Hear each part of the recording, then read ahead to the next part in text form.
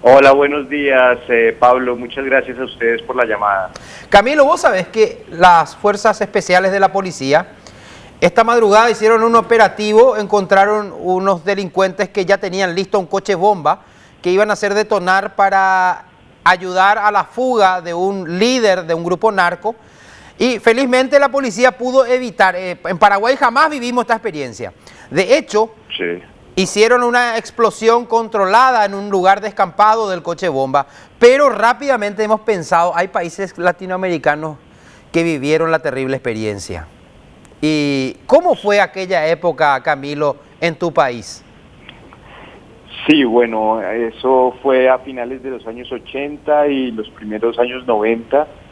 Era una época en la que Colombia vivía una guerra frontal entre las fuerzas del Estado y el narcotráfico, y se vivía en general un ambiente de constante zozobra porque no se sabía en qué momento podía detonar un artefacto de estos, y había constantes rumores de amenazas de bombas. Entonces había evacuaciones en distintos sitios, hospitales, colegios, y luego pues ya las bombas que efectivamente estallaron, que dejaron, que me parece que la más sangrienta fue contra el DAS, contra el Departamento Administrativo de Seguridad, que dejó 42 muertos y más de 1000 heridos. 42 muertos, imagínate lo que hace un coche bomba en el centro de la ciudad. Camilo, yo recuerdo los títulos informativos, coche bomba en Bogotá, me acuerdo perfectamente en los noticieros de los 80 y los 90, cuando llegaban esas noticias. La sociedad entera vive una psicosis de terror cuando pasa esto, Camilo. Bueno, yo creo que sí hay un elemento que se queda bastante impregnado en el ambiente, y claro, la gente vive en estado de constante alerta porque se trata de cuidar, trata de no visitar ciertos lugares concurridos. Es decir, hay cierto sentimiento de encierro, y puede suceder lo que tú mencionas. Otras empresas, Caracol Radio, por ejemplo, o en el 2012, el 15 de mayo, un autobús cargado de explosivos que estalló en la calle 74 con la avenida Caracas, cerca del Centro Financiero de Bogotá, y que aparentemente se había confirmado que esto iba dirigido al exministro del Interior. Es decir, en la historia muy reciente de Colombia se seguían viendo este tipo de casos. Sí, sobre todo que lo que pasa es que se mezclan muchas cosas y muchos actores, porque claro, las bombas de las cuales hablábamos en los años finales de los 80, principios de los 90, estaban relacionadas con la guerra con el narcotráfico y la guerra sin cuartel que dieron los carteles de Medellín y Cali para evitar la legalización de la extradición a los Estados Unidos de estos jefes narcotraficantes. Ya estas bombas que tú hablas, que tú mencionas, más recientes, y añado una en el 2003 en un club social, en una zona muy exclusiva, privilegiada de Bogotá, que se llama el Club El Nogal. Esa bomba, por ejemplo, su proveniencia o sus autores fueron las FARC, las hoy desmovilizadas FARC.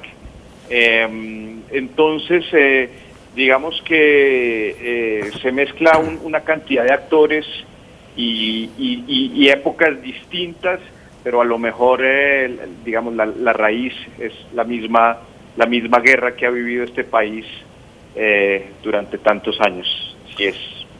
Pero en todos hay un denominador común, Camilo: la droga. Así sean las FARC, así sea el cártel de Cali, de Medellín, de Bogotá, las FARC, todos tuvieron alguna vinculación con la droga. Me parece que ese es el denominador común. Y acá en Paraguay tenemos mucho miedo, Camilo, porque estas organizaciones criminales que usan al Paraguay como país de tránsito parece que cada vez son más osadas. ¿Qué deben hacer según la experiencia de tu país? ¿Qué es lo más eficaz? ¿Qué es lo que se puede hacer para tratar de cortar antes de que esto se convierta en un fenómeno más repetitivo? Bueno, yo creo que esa es una pregunta aún sin respuesta incluso en Colombia, porque aquí, si bien es cierto, los grandes carteles desaparecieron y las FARC hoy en día está en el tránsito a convertirse en un partido político.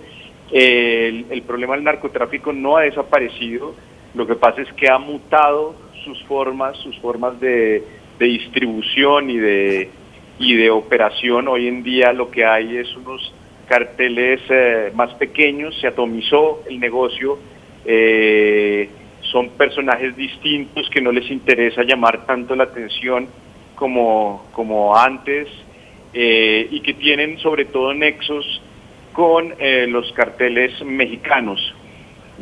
Hoy en día no sucede como hace 20 o 25 años, que había asesinatos, por ejemplo, de policías. Es una forma de operar distinta, pero el problema no se ha solucionado. Y por fortuna hoy en día el fenómeno de los atentados con artefactos explosivos pues ha menguado bastante. Hoy en día no lo tenemos, o recientemente pues por lo menos no hay esa amenaza y ese sentimiento de amenaza constante, de zozobra. Ahora, Camilo, una última pregunta, al menos de mi parte.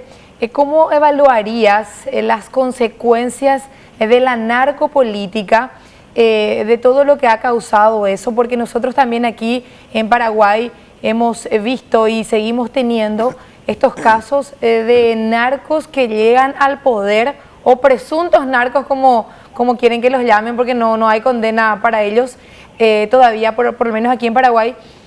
Y cómo eso también, con este cambio que mencionás en la forma de actuar, puede ir perjudicando al país. Bueno, es nefasto porque el poder de la droga y el narcotráfico va impregnando como una maleza todas las esferas de la sociedad y se corrompe. O sea, es decir, yo en Colombia te puedo hablar, el capítulo de la droga lo puedes estudiar desde el fútbol, pasando por la política, hasta los reinados de belleza, y en todos estos esferas de la sociedad está la presencia corrosiva del narcotráfico.